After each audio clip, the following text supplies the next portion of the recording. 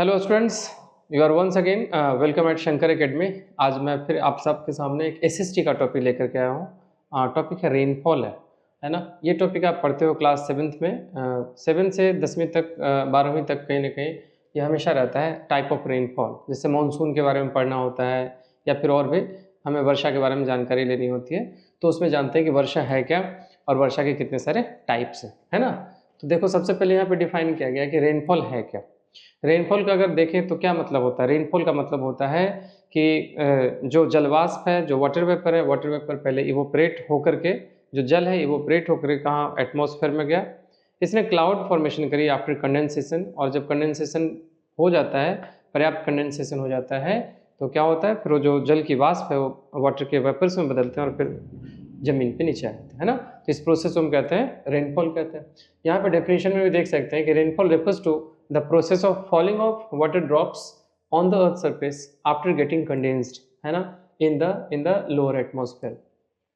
ठीक है, कि जो वाटर ड्रॉप्स है, जो वाटर वेपर ऊपर गया था, वो वाटर के ड्रॉप में कंडेंस्ड हो करके जमीन पे जब आकर के गिरता है, तो इस प्रोसेस को हम क्या कहते हैं, रेनफॉल कहते हैं। याद रखिएगा, रेनफॉल में स्पेशली क्या गिरना होता है, रेनफॉल में स्पेशली हमें वाटर की ड्रॉप्स मिलती है ना, जिससे कि हम लोग सभी अवगत हैं। अब क्वेश्चन है कि कितने प्रकार की होती है वर्षा, है ना, टाइप्स ऑफ रेनफॉल क्या है। तो बेसिकली जो वर्षा के प्रकार होते हैं कितने होते हैं, 3 प्रकार के होते हैं ना। कन्वेक्शनल होता है, ओरोग्राफिक होता है और क्या होता है, साइक्लोनिक होता है ना।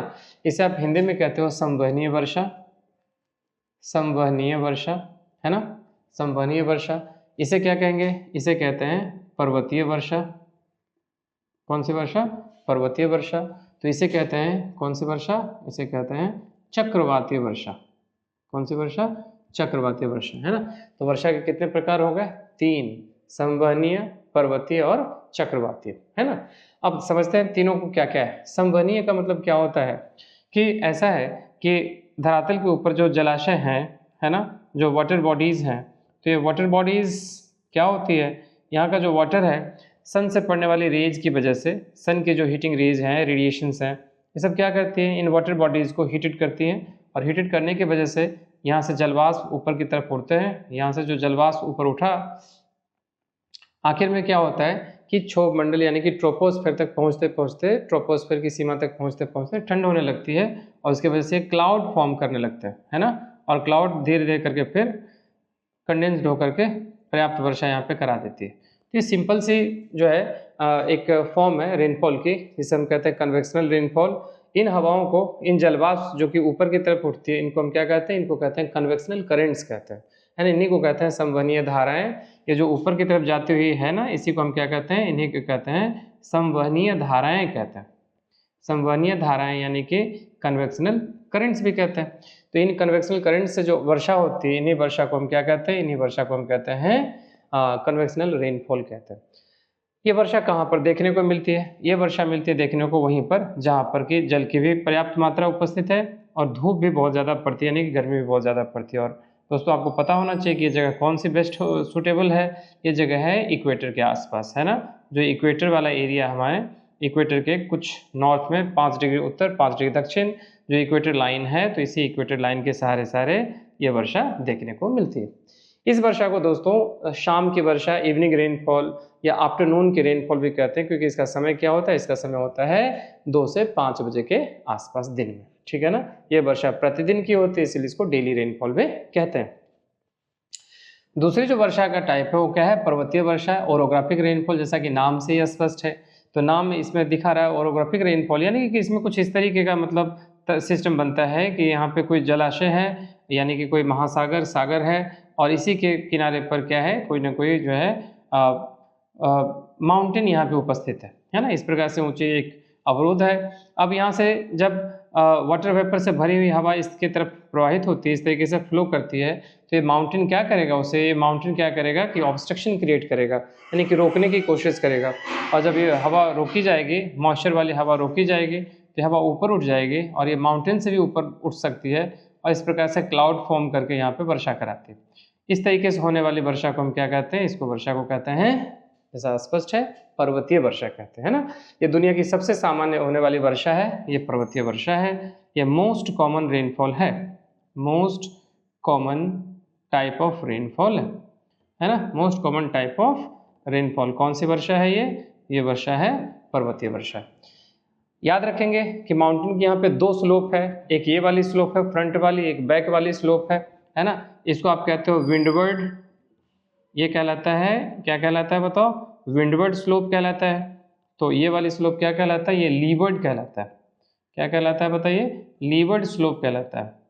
एक का नाम है विंडवर्ड जो हवा के सीध में टकराती है, एक जो है हवा के विपरीत दिशा में, उसको हम कहते हैं लीवर्ड कहते हैं। जो विंडवर्ड स्लोप होती है, पवनाभिमुख जो ढाल है, पवन के सामने की जो ढाल है, वहाँ पे ज़्यादा वर्षा होती है क्योंकि क्लाउड भी वहाँ पे ज़्यादा फॉर्म कर रहे होते हैं। जो लीवर्ड स्लोप है यानी कि उल्टी दिशा में जो स्लोप है, वहाँ पर क्लाउड की मात्रा भी कम होती है और वर्षा भी कम होती है। असल में इसे वृष्टि छाया प्रदेश या रेन शेडो एरिया भी कहते हैं। क्या कहते हैं इसे, रेन शेडो एरिया कहते हैं, क्योंकि यहाँ पे वर्षा कम होती है। ठीक है ना।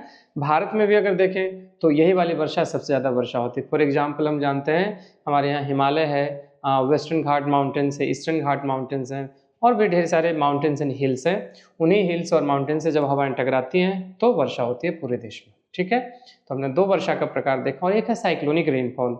इसे यहाँ पे शॉर्ट में मैं आपको ये समझाना चाहूँगा कि साइक्लोनिक रेनफॉल का मतलब होता है ऐसी रेनफॉल जिसमें क्या होती है ना कि हवा किसी लो प्रेशर के आसपास, है ना, किसी लो प्रेशर वाले एरिया में, लो प्रेशर कहाँ पे फॉर्म होता है, जहाँ पे इतनी गर्मी पड़े कि यहाँ की हवा गर्म होकर के ऊपर की तरफ उठ जाए, अपलिफ्ट हो जाए, यहाँ की हवा ऊपर उठ जाए, तो फिर क्या होगा, ऐसी जगह पे लो प्रेशर एरिया बन जाएगा। और अगर इसके चारों तरफ इससे ज़्यादा प्रेशर है तो क्या होगी, हवाएं यहाँ पे आने लगेगी।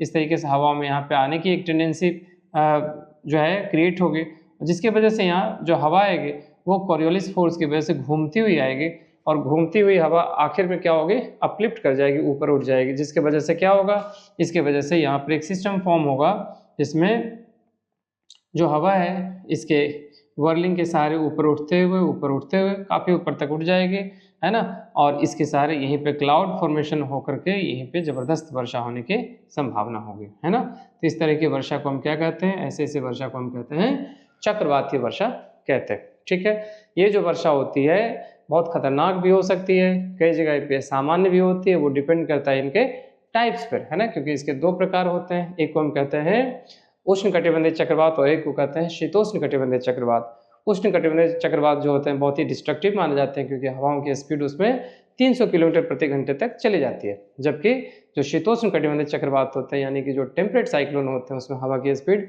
सामान्य होती है, इसलिए वो वर्षा सामान्य होती है ना। तो इस प्रकार से हमने जो है कोशिश की आपको समझाने का कि वर्षा जो है, वर्षा के 3 प्रकार होते हैं सामान्य रूप से। कौन कौन से, संवहनीय, पर्वतीय और चक्रवातीय। क्या क्या इंग्लिश में कह सकते हैं, कन्वेक्शनल, ओरोग्राफिक और साइक्लोनिक।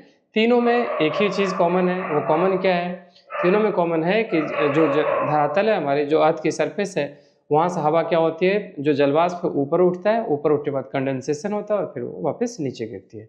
वो इस केस में भी ये बात लागू हो रही है, यहाँ पर भी ये बात लागू हो रही है, और कहीं ना कहीं यहाँ पर भी ये बात लागू हो रही है ना। इसमें भी लो प्रेशर के आसपास, है ना, लो प्रेशर के आसपास हवा घूमते हुए आती है और फिर ऊपर उठा दी जाती है और ऊपर उठ करके वापस संघनित होकर के वर्षा कराती है।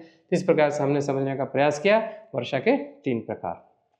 उम्मीद है आपको यह समझ में आया होगा। इस पर अगर और कुछ जानकारी चाहिए तो आप इस पर कमेंट कर सकते हैं। ठीक है, आप क्वेश्चंस कर सकते हैं, पुट कर सकते हैं, जिसका मैं अगले वीडियो में इसका आंसर दूंगा आपको। ठीक है, थैंक यू।